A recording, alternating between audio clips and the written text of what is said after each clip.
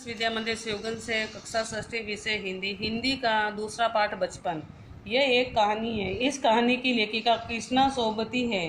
ये हिंदी की कल्पितार्थ एवं निबंध लेखिका है। इनका जन्म 18 फरवरी 1925 में गुजरात राज्य में हुआ। इस पाठ में लेखिका ने अपने बचपन की घटनाओं, क्रियाकलापों तथा यादों का वर्णन किया है। मैं तुम्हें अपने बचपन की ओर ले जाऊंगी। मैं तुमसे कुछ इतनी बड़ी हूँ कि तुम्हारी दादी भी हो सकती हूँ, तुम्हारी नानी भी, बड़ी बुआ भी, बड़ी मौसी भी। परिवार में मुझे सभी लोग जीजी कहकर ही पुकारते हैं। हाँ, मैं इन दिनों कुछ बड़ा बड़ा यानी उम्र में सयाना महसूस करने लगी हूँ। शायद इसीलिए कि पिछली शताब्दी यानी 100 साल मैं पैदा हुई थी। मेरे पहनने ओढ़ने में भी काफ़ी बदलाव आए हैं। पहले मैंने रंग बिरंगे कपड़े पहनती रही हूँ, नीला, जामुनी, ग्रे, काला, चॉकलेटी। अब मन कुछ ऐसा करता है कि सफ़ेद पहनो, गहरे नहीं, हल्के रंग। मैंने पिछले दशकों में तरह तरह की पोशाकें पहनी हैं। पहले फ्रॉक, फिर निक्कर, वॉकर, स्कर्ट, लहंगे, गरारे और अब चूड़ीदार और घेरदार कुर्ते। बचपन में कुछ फ्रॉक तो मुझे अब तक याद है। हालांकि नीली और पीली धारी वाली फ्रॉक, गोल कॉलर और बाजू पर भी गोल कप, एक हल्के गुलाबी रंग का बारीकी चुन्नटों वाला घेरदार फ्रॉक, नीचे गुलाबी रंग की फिरल। उन दिनों फ्रॉक के ऊपर की जेब में रुमाल और बालों में इतराते रंग बिरंगे रिबन का चलन था। लेमन कलर का बड़े प्लेटों वाला गरम फ्रॉक जिसके नीचे कप टकी थी। 2 ट्यूनिक भी याद है, एक चॉकलेट रंग का और अंदर की कोटी प्याजी, दूसरे ग्रे और इसी के साथ सफ़ेद कोठी।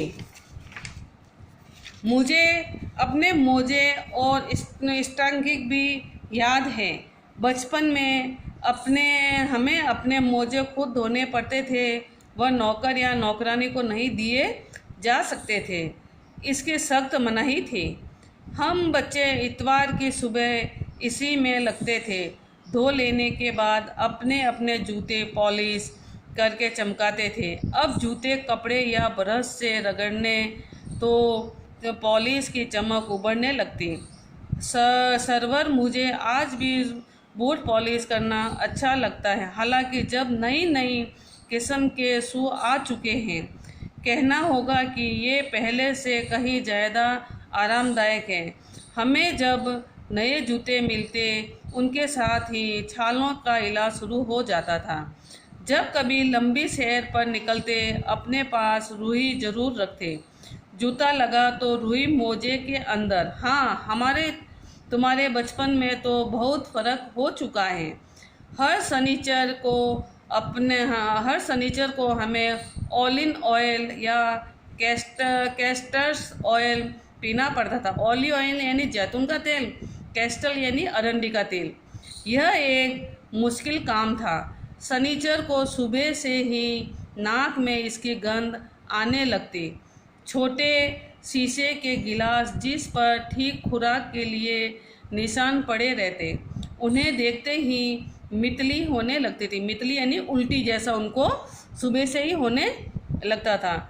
मुझे आज भी लगता है कि अगर हम न भी पीते वह शनिवारी दवा तो कुछ ज़्यादा बिगड़ने वाला नहीं था, सेहत ठीक ही रहती। मुझे तुम्हें बताऊंगी कि हमारे समय और तुम्हारे समय में कितनी दूरी हो चुकी है। हाँ, यहाँ तक कि बचपन की दिलचस्पियाँ भी बदल गई हैं। लेखिका इसके माध्यम से यही बताना चाहती हैं कि आज का समय और उनके समय में बहुत परिवर्तन हो चुका है। अपने जो अब तक जो पाठ पढ़ा है, उस पाठ के जो मैं प्रश्न उत्तर आपको दे रही हूँ, उन प्रश्नों के उत्तर आप अपनी कॉपी में करें। लेखिका के परिवार के सभी लोग किस नाम से पुकारते थे? लेखिका बचपन में कैसे कैसे रंगों के कपड़े पहनती थी? लेखिका का जन्म कब और कहाँ हुआ? जूतों के पॉलिश लेखिका किस दिन करती थी?